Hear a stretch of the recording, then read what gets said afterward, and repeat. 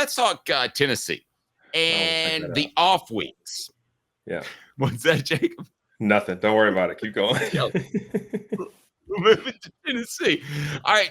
So you guys, when you played, and then this year, have been really good after off weeks. But one would expect that from most college football programs. What are your thoughts, and what do you think about an off week and why it benefits a football team overall? And then I want to kind of zoom in on the Vols. Yeah. For me personally, especially later on in my career, the last 2 years, if you're one of those guys that is playing anywhere from 50 to 80 snaps a game, like an off week is a huge deal, right? That is the time when you actually are able to maybe just mentally relax a little bit. You're able to physically relax a little bit, just because, I think especially in off weeks like this, right? You take this time to really develop your young talent, right? This is when you steal a lot of really, really good practices for younger players. Allow those guys to maybe not scrimmage, you know what I'm saying, but at least get a lot of these reps that they've been missing out throughout the whole year. And you can allow guys like Cooper Mays and Dylan Sampson and Brew McCoy and Dante, you can allow all these guys to get healthy, to feel really good going into this winter, postseason now. And yeah, for me as a player, it was massive. I could always tell a difference after an off week, with just how my body felt and just how my mind felt. Okay, before I kick it to Cosby Caleb, let me ask you this.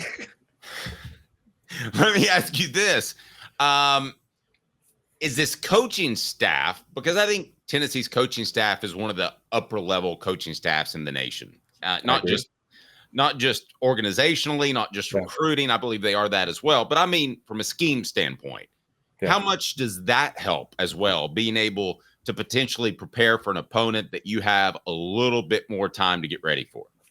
Yeah, I think it's obviously great, right? I think it's similar to like a bowl game where, most times when you're playing a bowl game or you're playing a game like this, like you're not playing a team that you played in the regular season, right? And I think it could happen, right? We could end up playing somebody that we played the regular season, another SEC team or something, but odds are it's not all SEC teams. Odds are we're going to end up playing somebody other than a team we've played before.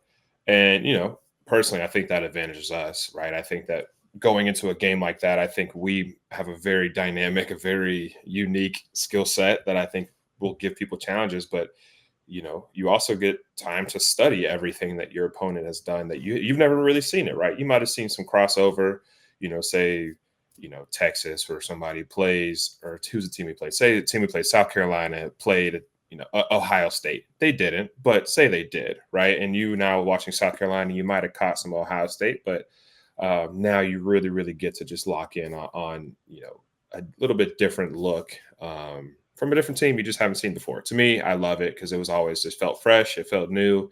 It felt interesting. Like learning about Iowa last year and just reading, watching their defense. They were ranked top, one of the top defenses in the nation. Obviously, ended up how it ended up, but it was really, really cool and it's really fun for me, at least as a player, to have that challenge. Caleb. Jacob, we were talking a lot about this, so I'm just going to ask you what you'd rather have. Do you guys have gone on the road off a bye? Most notably, y'all went to LSU in 2022 and just beat the brakes off them off a bye. Would you rather? What benefits you more, in your opinion, your experience, getting the bye or playing at home? Right now in the playoff. Yes. Is that what you're asking? I think that's what he's asking. Yeah, getting the rest or playing at home. Yeah.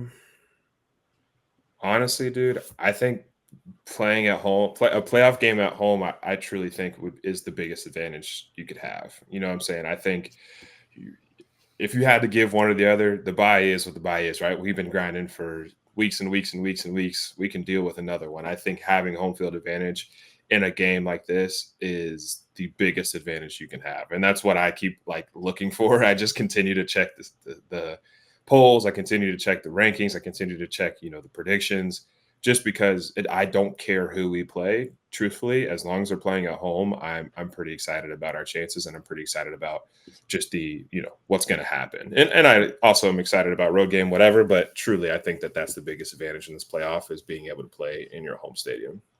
Okay, so we're going to have the ball report brought to you by City Heating and Air Conditioning with Cooper Mays here in the next day or so, letting him get over a long season. But I'm going to ask him, I'm going to say, do you pay attention to the rankings, which will come out tonight? Yeah. And he's going to say, no, man, I don't, that's, he's going to say absolutely not, basically. Same thing I would have said last year. Yeah, he goes, I'm just me and I just pay attention to what I can control. And he's like, super cool.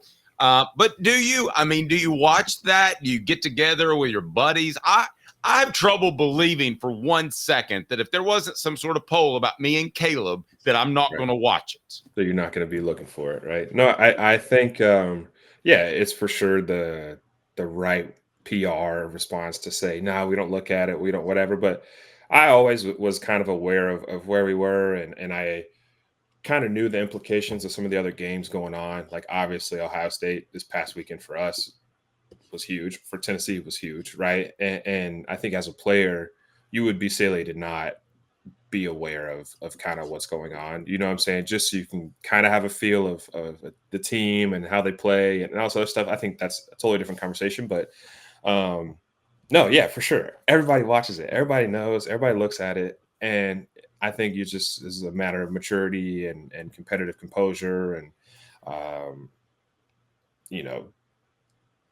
what you do with the information is kind of what can be critical or what can be helpful for you. Jacob's appearance brought to you today in part by Peak IV Hydration in South Knoxville and Sevierville. Live life to your fullest. Hydrate, rejuvenate, and elevate your health with Peak IV Hydration. And it works. PeakIVHydration.com. So do the patches, Jacob, that I really like. Yeah, definitely go check out the patches. Go read about it. Go learn about it. Especially I can even feel it with myself, man. The weather's getting a little bit colder. It's getting chilly. My skin's getting a little bit drier. Just trying to continue to focus on hydration in this time is going to be huge. And for sure, go give them a try, man. Check the link. I think we'll be dropping that link here in the chat soon. So maybe just click on it, read up about it, see if it's something that works for you. Good stuff. Caleb? So, Jacob, I want you to elaborate a little bit because you kind of said you think maybe playing a team again maybe benefits you guys. That hasn't happened yet with Tennessee. Could you just talk a little bit about how playing a team a second time is beneficial to you guys or Tennessee scheme more than it is the other team, I guess? So just to clarify, I think I meant to say playing a team we have that has never played us would benefit us. That is kind of what I was saying. Maybe that's what you're asking. Maybe I'm just a little bit confused. But yeah, I 100%, I'll just talk about both. Okay. I 100% think that playing a new team benefits us 100%. Just because I think we're unique. I think it would give a lot of people a lot of anxiety about kind of what we're going to throw at them. This offense this year on paper has been obviously a very hard-nosed running offense with a very, very strong bell cow running back, good attack on the outsides. Like it would be very frustrating and very anxiety inducing for me, at least, to be a defensive coordinator trying to just throw something together for this game. As far as playing a team you've already played, say you get matched up with a Georgia or with a, Alabama, if they get in, I'm not saying this will happen, but just it could, right? I